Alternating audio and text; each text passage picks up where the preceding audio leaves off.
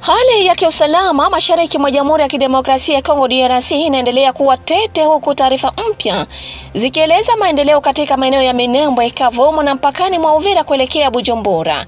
Kwa mujibu wa vyanzo vya ndani, vikosi vya FARDC kwa kushirikiana na wazalendo pamoja na jeshi la Burundi vinaendelea kudhibiti maeneo yanayozunguka Minembwe kufuatia mapigano makali dhidi ya waasi wa AFC na M23 pamoja na makundi mengine yenye silaha. Wakazi wa Minembwe, eneo linalomilikiwa kwa uwingi na jamii la Banyamulenge, wanaripotiwa kuishi katika hofu kubwa, huku mashambulizi ya hapa na pale yakiripotiwa. Shughuli muhimu kama masomo, biashara na huduma za kijamii zimesitishwa na idadi ya wakimbizi wa ndani inaongezeka. Wakati huo hali imeripotiwa kurejea kuwa tulivu katika eneo la Kavumu, takriban kilomita 30 kaskazini mwa Bukavu, baada ya siku 3 mfululizo za mapigano kati ya M23 AFC na makundi ya wazalendo. Taarifa zinaeleza kuwa waasi wa AFC M23 walifanikiwa kuzuia jaribio la kutekwa kwa nafasi ya kimkakati inayojumuisha uwanja wa ndege wa Kavumu.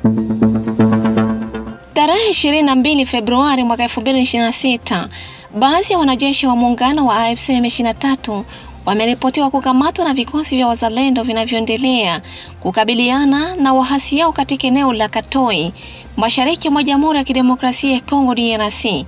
Kwa mujibu wa taarifa zinazosambaa, tukio hilo limetokea wakati wa mapambano yanayoendelea katika eneo hilo. Video inayosambaa mitandaoni inaonyesha kile kinachodaiwa kuwa ni hali halisi ya tukio hilo, ikiwemo watu wanaodaiwa kuwa wapiganaji waliokamatwa. Hawa ni wa capture de guerre ambao wamekamatika tarehe 22 mwezi Februari mwaka 2026. Hawa capture geuza kichwa huku.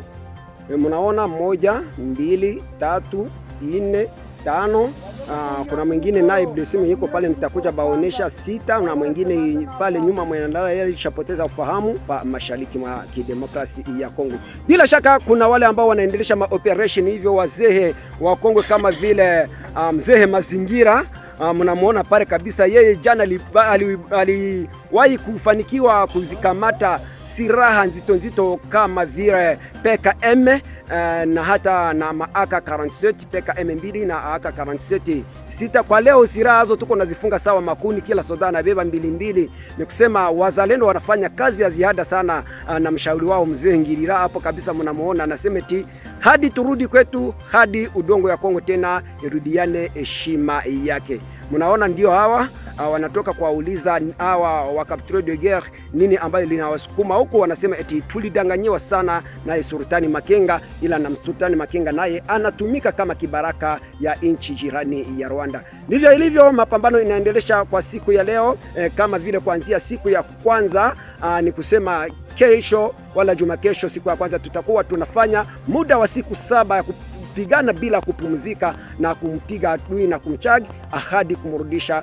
kwenye alitoka. Lakini si amini kama watarudi kwenye walitoka na ni wazima, yani hakuna mwenye yuko nakuja huko kwa aksa ya Katoi kusema atajirudisha mzima. Mwenye hakufe anabakia capture de guerre. Katika hatua nyingine, mpaka kati ya Uvira na Bujumbura umefunguliwa tena asubuhi ya leo baada ya miezi miwili ya kufungwa.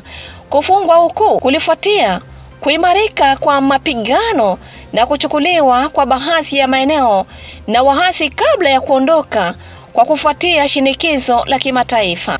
Kwa sasa taswira ya usalama katika Kivu Kusini inaonekana kuwa ya mchanganyiko, baadhi ya maeneo yakiripotiwa kutulia, huku mengine yakishuhudiwa operesheni za kijeshi na taruki miongoni mwa wakazi.